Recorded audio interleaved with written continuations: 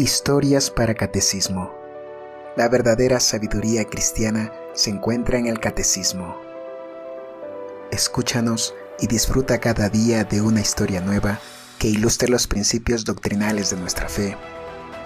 Ya sea que te presentemos vidas de santos, anécdotas de cristianos o libros de espiritualidad católica, en Historias para Catecismo encontrarás el material necesario para disfrutar más de las verdades de la fe. Acompáñanos. 4 de mayo. Santa Mónica. Viuda, madre de San Agustín, 332 a 387. Mónica nació en 332 en la ciudad de Tagaste, perteneciente a la antigua Numidia, que corresponde casi en su totalidad a la actual Argelia. En dicha ciudad habitaban cristianos y paganos, católicos y maniqueos. Gracias a su madre fecunda, Mónica pudo crecer en el santo temor de Dios, pues el ambiente de su hogar era tradicionalmente cristiano y virtuoso. Se encargó de su educación familiar a una sirvienta de arraigadas creencias católicas y de costumbres muy sanas y puras, la cual exigía, sin transigencias ni cobardías, el exacto cumplimiento de la ley de Dios. Debido a ello, Mónica pudo conservar intacta la bella flor de la pureza. Ya desde niña le gustaba visitar a menudo a Jesús sacramentado en la iglesia, donde permanecía largos ratos entregada a la oración.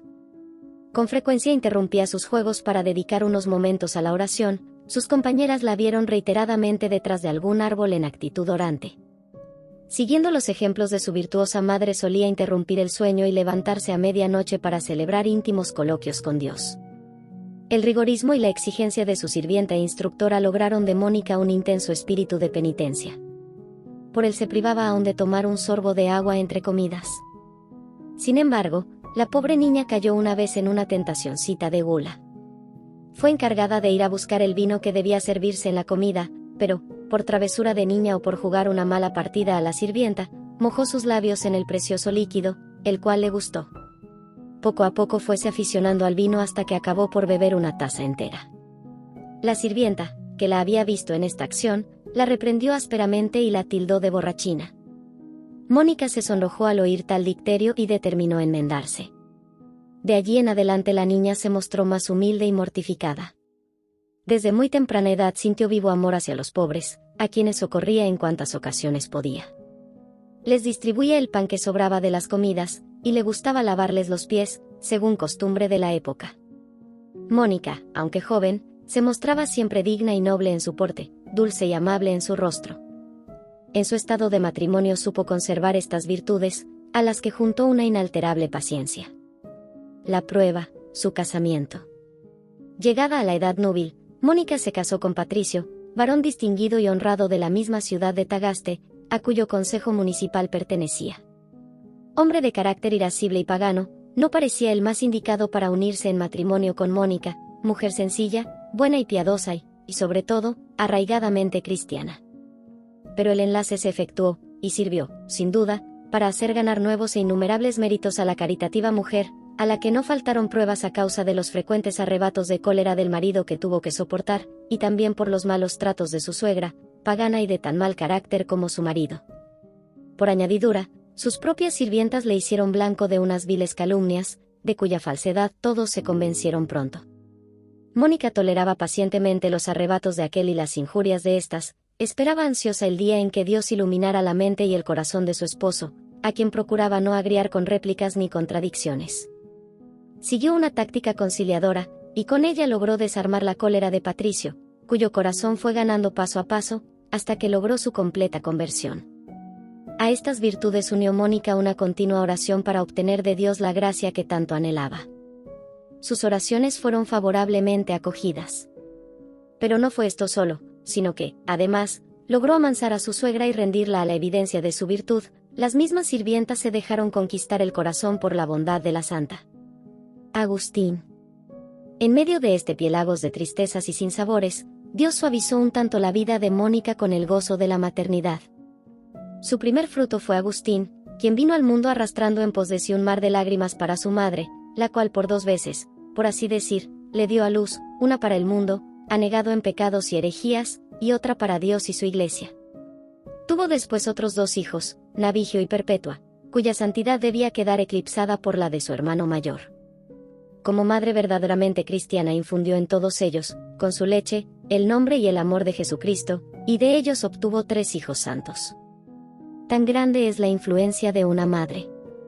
Precisamente a las oraciones y lágrimas de esta debemos la existencia de uno de los santos más excelsos que han brillado en la Iglesia, y uno de los genios más esclarecidos de la humanidad. Día a día se esforzaba la piadosa madre en formar rectamente la conciencia de Agustín según las enseñanzas de Jesucristo, y levantar su alma hacia Dios por medio de la sublimidad de las verdades cristianas. Esta educación dejó huellas indelebles en el corazón del hijo, el cual, más tarde, en medio de los extravíos, experimentaba un gran vacío cuando, entregado a la lectura, no veía nada de Jesucristo en los libros.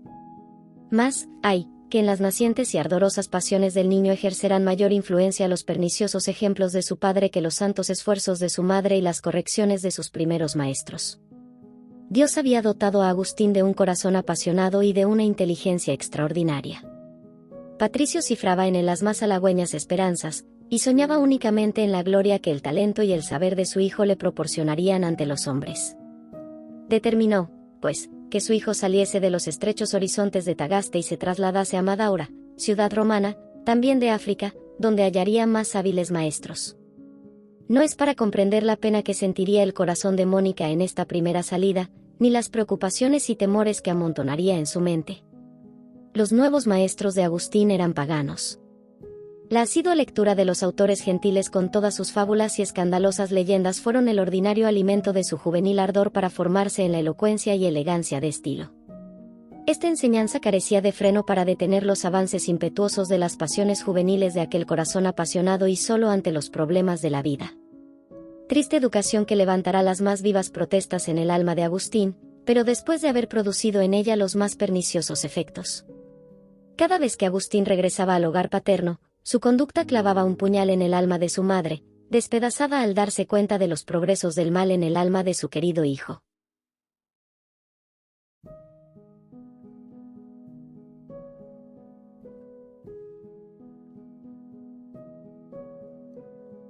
Cristiana muerte de Patricio. Agustín va a Cartago a continuar sus estudios, su inteligencia es un foco de luz, pero su corazón un hervidero de pasiones. Esta salida costó muchas lágrimas a su madre, pues temía, con razón, por la vida espiritual de su hijo a causa del corrompido ambiente que se respiraba en dicha ciudad. Agustín no contaba más que 17 años, edad la más propicia para el naufragio espiritual, al admitir fácilmente el oropel brillante de nuevas ideas y teorías, que más sirven para corromper el corazón que para iluminar la mente. No es, pues, extraño que este hijo fogoso y lleno de ímpetu perdiera la fe y la pureza en su continuo trato con los herejes maniqueos. Entonces sintió Mónica todo el dolor que siente una madre al ver perdido a su hijo y en peligro de condenación eterna. Patricio, su esposo, compartió con ella las sentidas lágrimas, lo cual fue un lenitivo a su dolor. Por entonces el padre de Agustín había abrazado ya la fe cristiana, y enmendaba cada día su vida para hacerse más agradable al Señor a quien servía.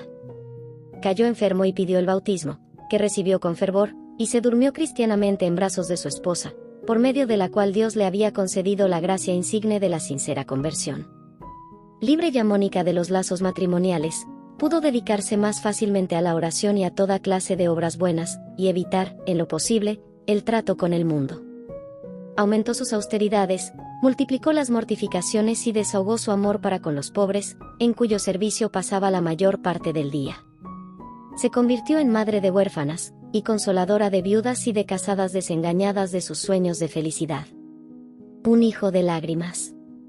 Con la muerte de Patricio, quedó Mónica sumergida en un mar de inquietudes acerca de la suerte de su hijo, pues ella se sentía impotente para apartarle de la fatídica senda que había emprendido. No obstante, confiaba plenamente en Dios, a quien había encomendado tan importante asunto. Entretanto Agustín crecía en sabiduría y brillaba en sus estudios, gracias a la generosidad de un amigo de su padre. Pero, triunfantes sus pasiones, su fe languideció hasta el punto de que apostató públicamente de ella y se convirtió en sectario y maestro del maniqueísmo. Es imposible explicar el dolor de Mónica entonces. De sus ojos salían ríos de lágrimas, el dolor de una madre que ha perdido a su hijo único, los gemidos de Raquel, la madre que no admite consuelo, son débiles imágenes de sus tormentos, dice San Agustín en sus Confesiones. Mónica, que había derramado tantas lágrimas al saber las liviandades de su hijo, ¿qué no haría ante la infidelidad de Agustín a su fe? Cuando en vacaciones volvió a la casa paterna, a la primera palabra que profiere en alabanza del maniqueísmo, esta fervorosísima cristiana se yergue enérgica e imponente, y, deshecha en un mar de lágrimas, exclama: «No, jamás seré la madre de un maniqueo». Y despidió a su hijo de casa. Ante la majestuosa indignación de la madre, Agustín bajó la cabeza y salió silenciosamente, pues aun en sus mismos extravíos, jamás dejó de querer a su madre, y nunca tuvo con ella la menor insolencia. Fuese a pedir hospitalidad a su protector romaniano, sin perder la confianza de que su madre le recibiría nuevamente. Mónica, deshecha en lágrimas y casi sin sentido, quedó sumida en un mar de penas, pero Dios vino a consolarla con un sueño que presagiaba la ansiada conversión de su hijo. Una noche en que estaba llorando a lágrima viva, vióse de pie en el canto de una tabla que se cernía sobre el abismo, un ángel, resplandeciente de luz, se acercó a ella y le preguntó la causa de su llanto. «Lloro», respondió, «la pérdida de mi hijo». «No llores ya», repuso el ángel, «tranquilízate, tu hijo está contigo y en seguridad». Entonces, volviéndose vio, en efecto, a su hijo de pie sobre la misma tabla. Con esto, el Señor le dio a entender que su hijo vendría a creer lo que ella creía y a recibir la fe que ella profesaba. Consolada por esta visión, Mónica comunicó el suceso a su hijo, que aún estaba lejos de convertirse. «Mira, madre», le dijo. «Ya ves cómo hasta el cielo se pone de mi lado cuando te promete que algún día no lejano participarás de mi doctrina». «De ningún modo, hijo mío», le respondió con entereza, «no se me ha dicho, tú estás donde está él, sino, él está donde tú estás». Esta luminosa respuesta impresionó al joven más profundamente que el relato de la visión. Desde este momento, Mónica se dirigió a los hombres más eminentes en doctrina y les instó encarecidamente a que entrasen en relaciones con su hijo para volverle a la fe católica. Pero estaba todavía demasiado imbuido de los nuevos errores, para escucharlos sin prevención. Como su madre rogase a un santo obispo que trabajase en convencer a su hijo, recibió esta respuesta: «Vete en paz, es imposible que perezca el hijo que tantas lágrimas te ha costado».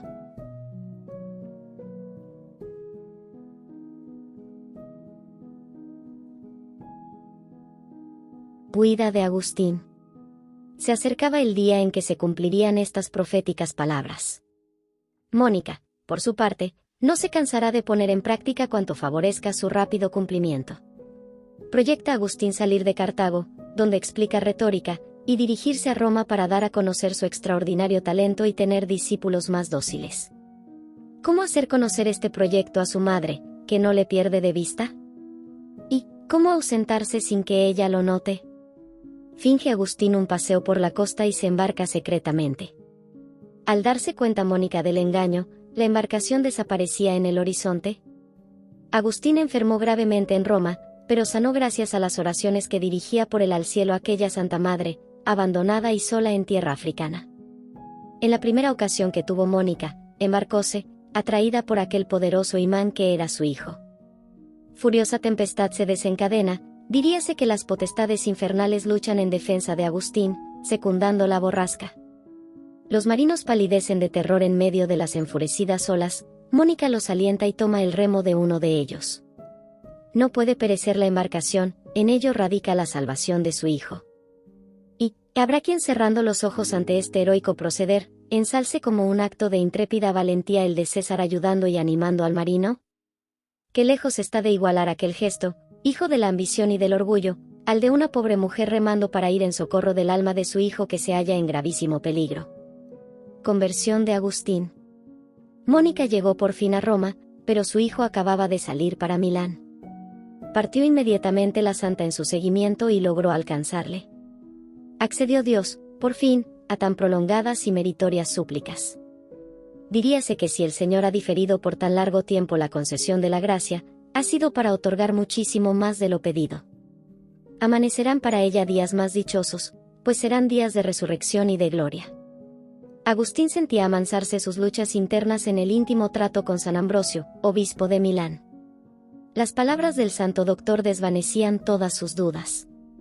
Lentamente iban abriéndose sus ojos a la fe, hasta que, con claridad meridiana, manifestóle el cielo su voluntad por una voz misteriosa que sin cesar le repetía: «Tol, leg». «Toma y lee». Abrió las epístolas de San Pablo, leyó, y cayó, como el apóstol, vencido por el amor de Jesucristo. Poco tiempo después, recibió el bautismo de manos del obispo de Milán. Salió de las aguas bautismales completamente transfigurado y dispuesto a ser santo. La vocación religiosa fue la gracia principal de su bautismo. Inicióle en el nuevo género de vida simpliciano, santo y sabio religioso de Milán. Ni un solo instante desmereció Agustín las enseñanzas de su maestro, las cuales puso inmediatamente en práctica. Resolvióse volver al África para vender su patrimonio, dio una parte a los indigentes y reservó otra para la fundación de un monasterio, semillero fecundo del monacato africano. A este fin, se encaminó a Ostia, donde pensaba embarcarse, en compañía de su madre y de algunos amigos.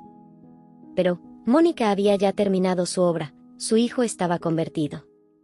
Podía repetir a Dios con el salmista: conforme a la multitud de los dolores de mi corazón, tus consuelos alegraron mi alma. Sal 93, 19. Muerte de Santa Mónica.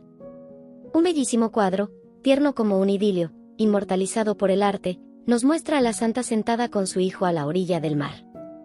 Fijos los ojos y el corazón en la inmensidad de los cielos, Mónica penetra con su vista toda la creación, la tierra, el mar, los astros, pero todo le parece pasajero, bucea más alto, y llega a la región del amor eterno.